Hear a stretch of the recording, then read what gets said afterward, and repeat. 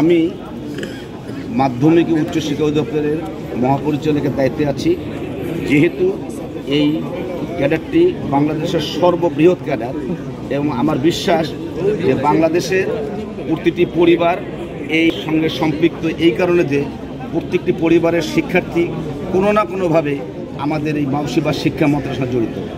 যেহেতু আজকে আমরা আমাদের বিশেষ করে ক্যাডারের সাথে আমরা দাঁড়িয়েছি, আমরা অবস্থান কর্মসূচি ঘোষণা করছি।